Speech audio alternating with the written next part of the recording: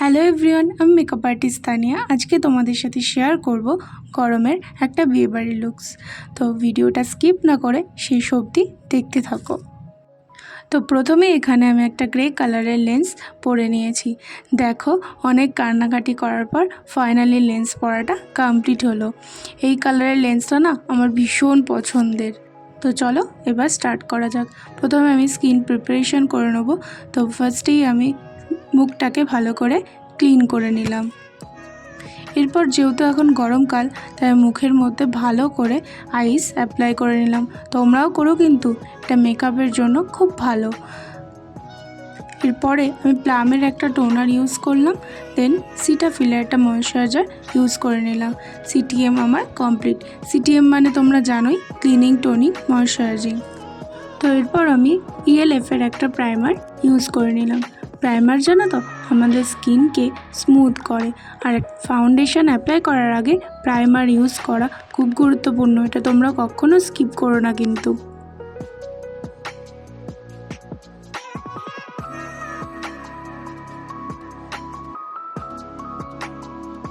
এরপর primer use করা হয়ে গেছে। এরপর সুইস বিউটির একটা কারেক্টার নিয়ে সেটাকে আমি অ্যাপ্লাই করে নিলাম। আমার খুব একটা কারেক্টার প্রয়োজন হয় না, তাও আন্ডার আইগুলোতে অ্যাপ্লিকেশন করে নিলাম। এরপর ব্লেন্ডার দিয়ে ভালো করে ব্লেন্ড করে নিলাম। এখানে আমি ফাউন্ডেশনের জন্য ক্রায়োলনের টার্মা প্যালেট অ্যাপ্লাই করব। এখানে বিভিন্ন রকমের শেড নাম্বার থাকে, যাদের যা স্কিন টোন সেই অনুযায়ী তোমরা অ্যাপ্লাই করতেই পারো। আর কি জানো তো, যে কোনো ফাউন্ডেশন অ্যাপ্লাই করার আগে ক্রায়োলনের এই প্যালেট দিয়ে তোমরা যদি বেস কমপ্লিট করো, অনেকক্ষণ স্টে হয়, আর কিন্তু ফ্ললেসও অনেকটা দেয়। এরপরে সুইস বিউটিরই একটা কনসিলার নিয়ে আমি আমার হাইলাইটিং স্পটগুলোতে অ্যাপ্লাই করে নিলাম, আর এরপর ব্লেন্ড করে নেব।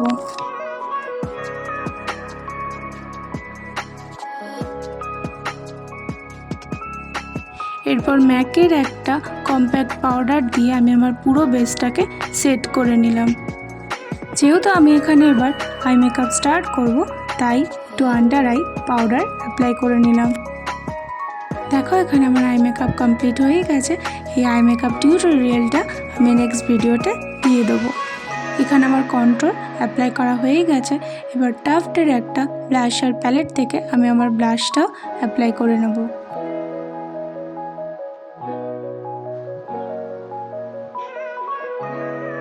ব্লাশ অ্যাপ্লাই করা প্রায় হয়েই গেছে। এবার মার্সের হাইলাইটার প্যালেট থেকে আমি হাইলাইটারও অ্যাপ্লাই করে নিলাম। এরপর পুরো মেকআপটাকে সেট করার জন্য একটা সেটিং স্প্রে ইউজ করে নিলাম।